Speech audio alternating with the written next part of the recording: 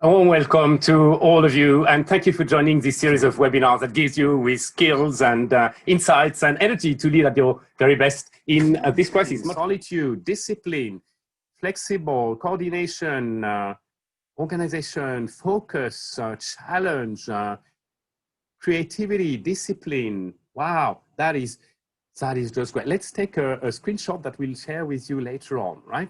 Thanks very much, everyone. Now we move to the next question. I feel my mind is fresher and clearer and sharper and more productive. Interesting. So collaboration with my team members, collaboration with other teams are not the winners here. And I work less hours per day is definitely not a winner, right? A couple of insights from Boston Consultant Group, who did this kind of similar survey, right? With 12,000 people, that's quite a bit of a difference, right? Their conclusions: productivity is same or higher during this work from home period linked to COVID-19, but collaboration suffers, number one. Second insight from BCG is socially connected employees collaborate better.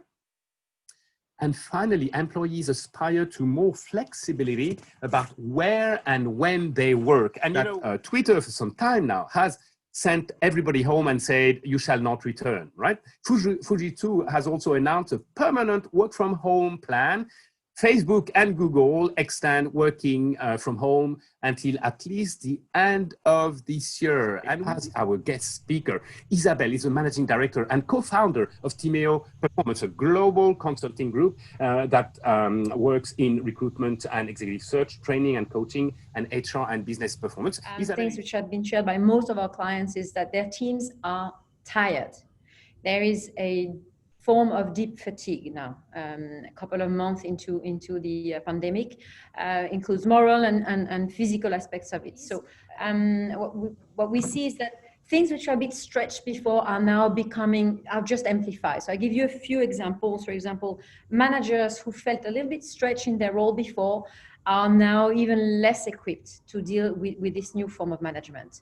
Another example is communication. You mentioned before, Jean-Francois, but the quality of communication is something which also has been stressed a lot with the distance. It's not obvious for some of us to communicate clearly or nicely or explicitly or implicitly sometime in a written communication, especially when we put the intercultural aspect of it. And we all work globally right now, we have a lot. So team operating system, which defines clear ways, rules of the games, right? My favorite ones, number 2 and 3, check-in, check-out. We have adopted it here at Timeo also, and I don't think we're gonna stop. Check-in, morning check-in, short, light, everyone together. So when I say everyone, it's all teams regionally. We have office in Hong Kong, Malaysia and Singapore. So we all really gather together, which we couldn't do face-to-face. So that's a good thing, right? We gather and we share information. We share what's going to happen today. We share something we learned yesterday, which it can be really business and professional. It can be more personal.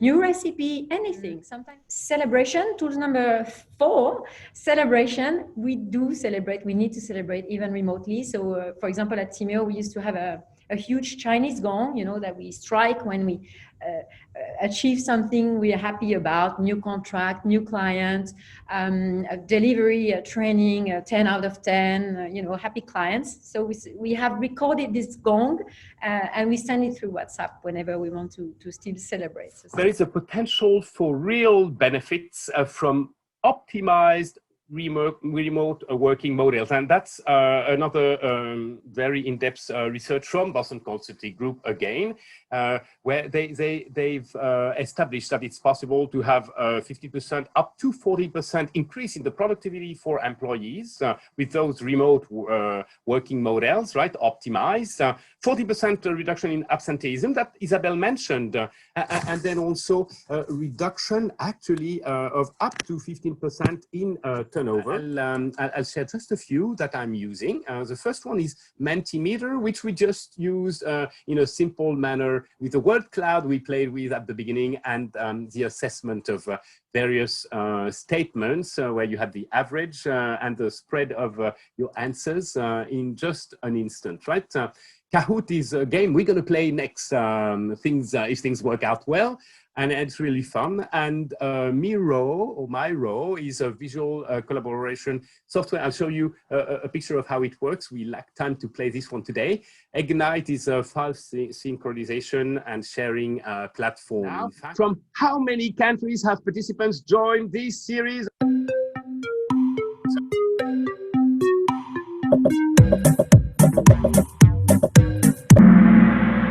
Question, true or false? Our next guest speaker is April Sridikon, Google Cloud Country Manager.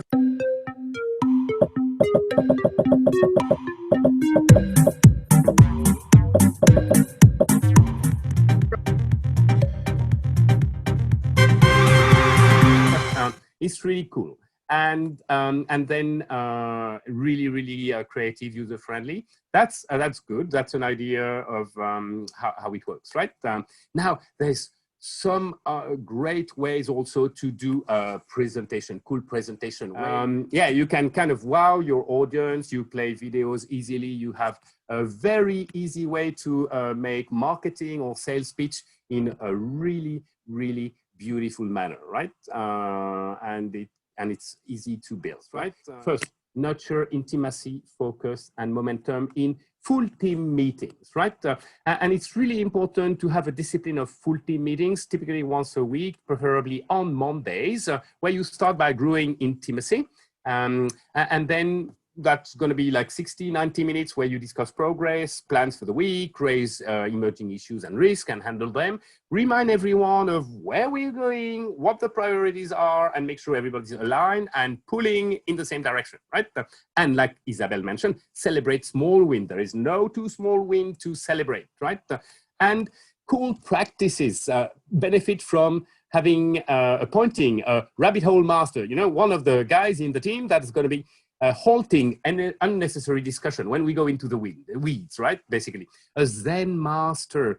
And that guy is going to make sure that the team's energy level is at its best. And when it's not, he's going to call it out and say, hey, guys, I sense the energy here is not the best we can come up with, right? We need to do something. What is it going to be? Yeah. And then a timekeeper. That's really basic, right?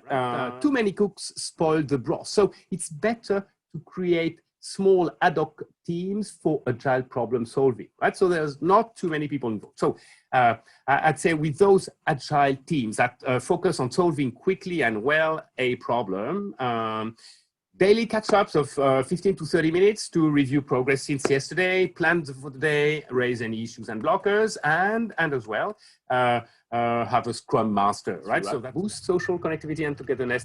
A team that plays well together works well together. So use cool team collaborative tools. 3, facilitate collaborative work with easy-to-use online tools and whiteboards. Make fresh, fun, vibrant presentation with for example, that genial.ly product, super cool. Nurture intimacy and focus and momentum in full team meetings. Too many cooks spoil the broth, create ad hoc small teams for agile problem solving instead of a full team going very slow in problem solving, right?